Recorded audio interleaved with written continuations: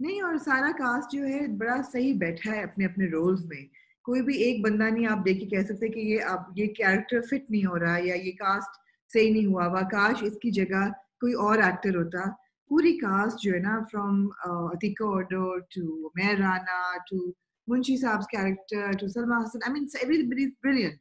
लेकिन जो आपकी और बिलाल की कोई केमिस्ट्री जमी है प्यार के सदके, तो ये मुझे बताएं कि आपको क्या एक्ट करते हुए लगा कि हाँ भाई दिस इज समथिंग स्पेशल। बिल्कुल। आमना, मैंने बहुत सारे लोगों के साथ काम किया है, मेरे बहुत सी फेवरेट एक्टर्स हैं, जिसमें इरसा गजल हैं, नुमान इजाज हैं, अहमद अली अकबर के साथ मेरी बड़ी अच्छी केमिस्ट्री है। आप यकीन करें, मैंने बिलाल के साथ बहुत एंजॉय किया।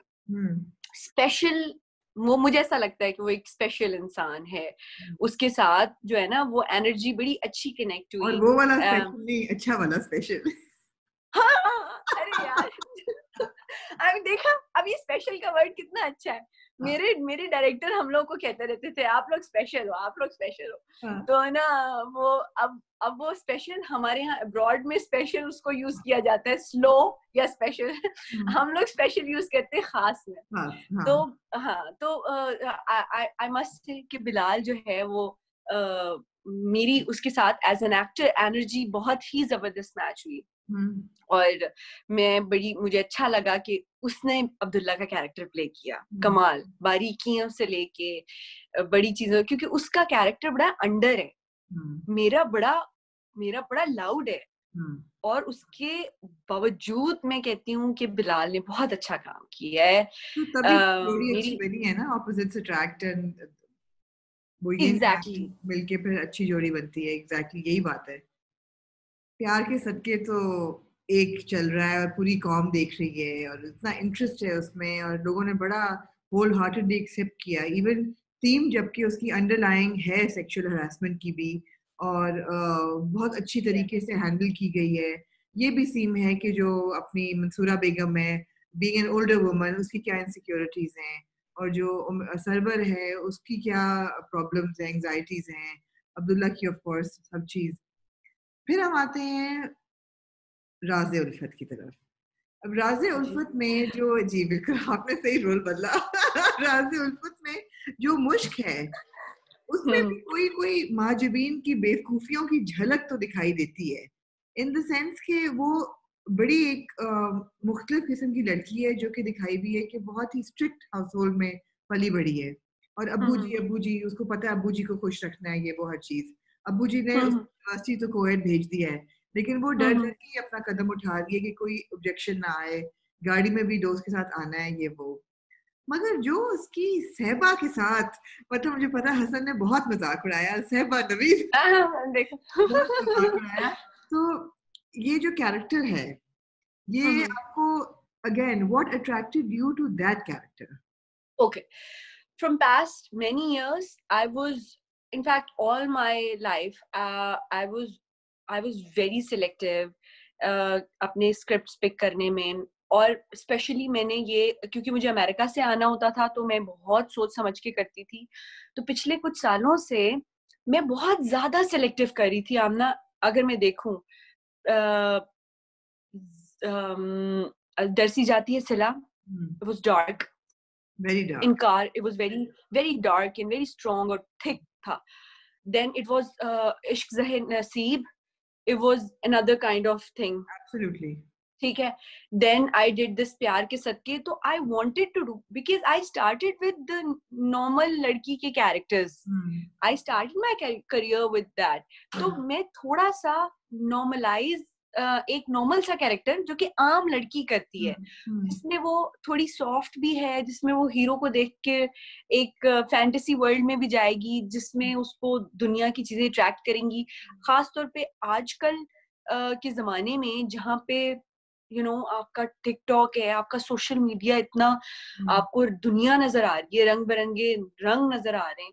और जिस घर में बहुत ज्यादा स्ट्रिक्टनेस हो, जो कि वालिदैन अपने, पाकिस्तान में पता नहीं, मुझे ऐसा लगता है कि जब हमारे नेबर्स में या कुछ ऐसे होते थे, तो जिनके माँ बाप बड़े स्ट्रॉन्ग वो होते थे ना, स्ट्रिक्ट, मेरे अम्मी अब्बा कभी भी स्ट्रिक्ट नहीं थे, तो उनके बच्चे जो है ना वो हमारे घर आके आमना वो हमारे घर आके कोई दंगा फसाद मचाते थे, कोई, और अपने घर में वो बिल्कुल नीट एंड क्लीन रहते थे। तो इस तरह के बच्चे जिनको बहुत ज्यादा स्ट्रिक्टनेस में रखा जाता है, तो जो बाहर निकलते हैं, तो मुझे ऐसा लगता है कि वो कहते हैं कि बस यही है और अभी बस जी लो, यही जिंदगी है, यही एक्सपीरियंस कर लो सब चीजें। सो वो एक मैं करना चाहती थी कि आम लड़की का कैरेक्टर, क्योंकि मेरे बहुत थिक और बहुत डार्क, अब देखिए महाजबीन भी एक कैरेक्टर ऐसा है जो कि यूजुअली आपको नहीं नजर आता, तो एक आम लड़की का कैरेक्टर करने के लिए आई डिड दैट। हाँ, मतलब माजिबीन हो या शाकरा हो या आपकी हाजरा हो या आपकी सिला हो, सब एक्स्ट्रॉर्डिनरी कैरेक्टर्स थे।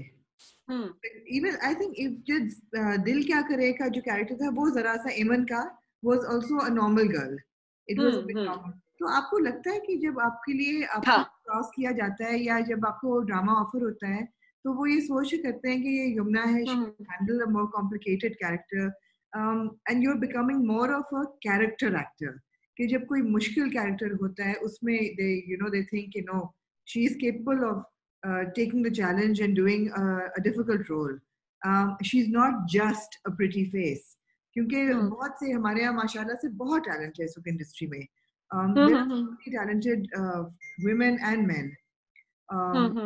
और लेकिन मैं ये देखती हूँ जब मैं ड्रामे अक्रॉस द बोर्ड देखती हूँ, तो एक किस्म की एक खूबसूरत और प्यारी लड़कियों को भी स्टेरियोटाइप किया जाता है कि इनको उन कैरेक्टर्स में डालते हैं कि जी आपने सिर्फ रोना धोना है और आपने सिर्फ 2-4 थप्पड़ खाने हैं अपने हस्बैंड से, आपने दब के रहना है या उस टाइप की चीज है। आपको मिलते हैं despite being the pretty face, you also get the character roles, so I mean that must make you very proud. अल्लाह का शुक्र है जी, that's true, Amna, and I feel blessed in this case because we have a lot of talent, beautiful faces, अच्छी acting. when I started acting, मेरा कभी भी नहीं था कि मैं टाइटल्स पे आऊंगी या मैं कभी हीरोइन बनूंगी। मुझे होता था, मैंने हमेशा अपने आप को बहुत ही अंडर रखा है, मुझे होता था कि शायद हीरोइन की फ्रेंड का या बहन का कैरेक्टर मिल जाए तो I will be more than happy. Why?